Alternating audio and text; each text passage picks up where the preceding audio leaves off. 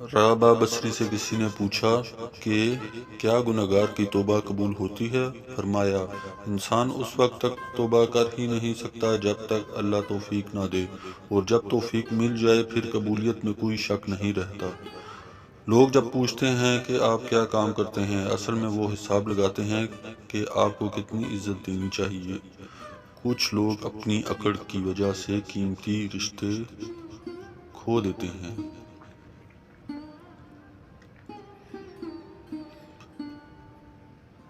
صدا نہ باغاں بلبل بولے، صدا نہ موج بہاراں، صدا نہ ماپے حسن جوانی، صدا نہ صحت یاراں۔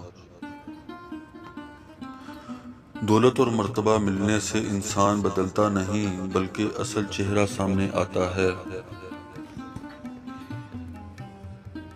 ہم لوگ نیک بننا نہیں، صرف نیک دکھنا اور نیک کہلانا جانتے ہیں، اور یہ منافقت کا سب سے بڑا درجہ ہے۔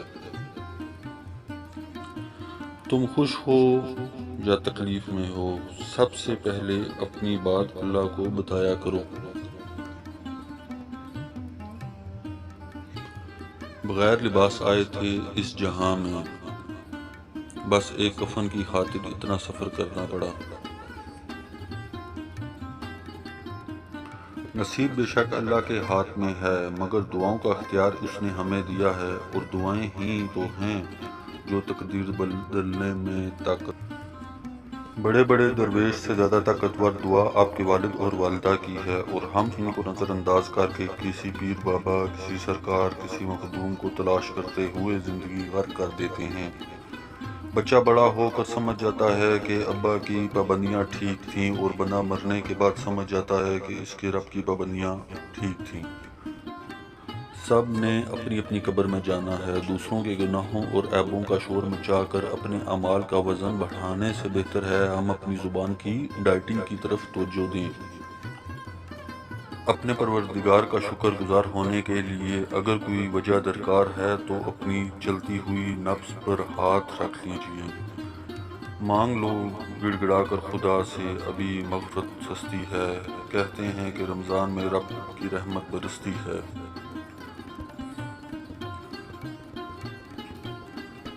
کہہ دو وہ اللہ ایک ہے۔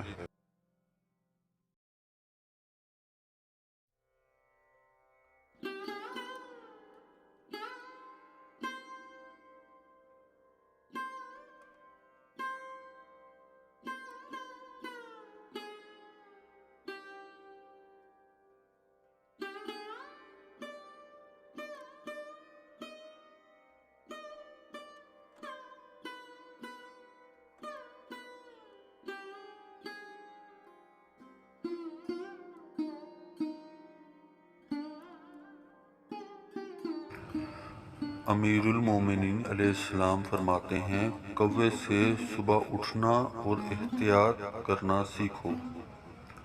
جب میرا دل اداس ہوتا ہے تو میں قرآن پاک کا دل پڑھا کرتی ہوں۔